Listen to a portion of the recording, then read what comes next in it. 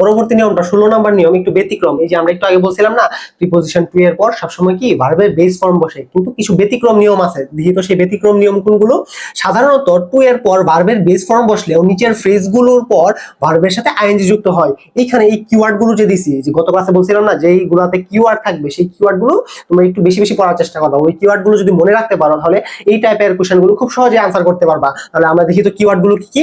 With a view to, look forward to, get use to, mind, would you mind, can not help, could not help. এবং preposition to বাদে, মানে two ছাড়া যত preposition আছে এরপর কি বসে, সবসময় ভার্বের সাথে আইএনজি যুক্ত হয়। তাহলে কি হবে আমাদের কিওয়ার্ড গুলো?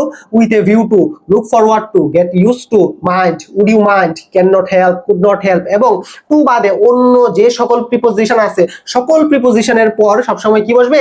ভার্বের সাথে আইএনজি যুক্ত হবে। তাহলে আমরা কি কিওয়ার্ড গুলো আরো বেশি বেশি পড়বো, যাতে আমাদের এই কিওয়ার্ড গুলো মনে থাকে। এখন আমরা কি এক্সাম্পলে চলে যাবো, দেখি কি বলছে। He is looking forward to dash a job. আচ্ছা দেখো তো এখানে কিওয়ার্ড পাইছি কিনা। এই যে লুক ফরওয়ার্ড টু বা লুকিং ফরওয়ার্ড টু যাই থাকুক না কেন, এইখানে দেখো লুকিং ফরওয়ার্ড টু এর পরে আমরা কি জানি, যে ভার্বটা বসবে ওটার সাথে কি হবে? আইএনজি যুক্ত হবে। তাহলে আমরা চোখ বন্ধ করে যে ভার্বটা থাকবে ওটার সাথে কি করব? আইএনজি যুক্ত করে দিব। তাহলে আমাদের সঠিক আনসার কি হয়ে যাবে? গেটিং। এরপরে যদি আমরা 2 নাম্বার এক্সাম্পলে যাই, দেখি কি বলছে।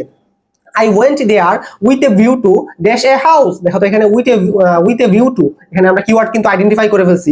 এই কিওয়ার্ডের পর সবসময় কি বসবে? এই কিওয়ার্ডের পর যদি ভার্ব বসে, তাহলে ওই ভার্বের সাথে কি সবসময় আইএনজি যুক্ত হবে। তাহলে আমাদের সঠিক আনসার কি হবে?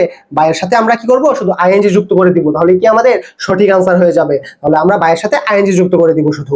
তাহলে এখন আমরা যদি 3 নাম্বার এক্সাম্পলে যাই, he can not help dash. আচ্ছা দেখো তো এখানে ক্যান নট হেল্প কোথায় ছিল? এই যে দেখো ক্যান নট হেল্প ছিল এখানে, দেখছো? এই ক্যান নট হেল্প, এই ক্যান নট হেল্প যদি কোনো সেন্টেন্সে থাকে এবং এরপরে যদি কোনো ভার্ব বসে, তাহলে সেই ভার্বের সাথে কি বসবে?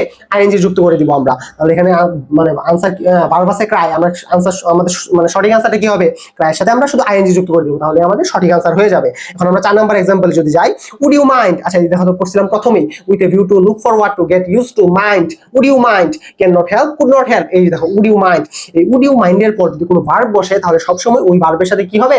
আইএনজি যুক্ত হবে। তাহলে এখানে আছে উড ইউ মাইন্ড, এখানে হ্যাভ আছে, আমাদের কিচ্ছু দেখার দরকার নেই। হ্যাভের সাথে কি করবো? শুধু আমরা আইএনজি যুক্ত করে দিব। তাহলে কি আমাদের সঠিক আনসার হয়ে যাবে। তাহলে আমরা এই 16 নাম্বার যে ব্যতিক্রম রুলটা, এটা তোমাদের জন্য খুব বেশি ইম্পর্টেন্ট।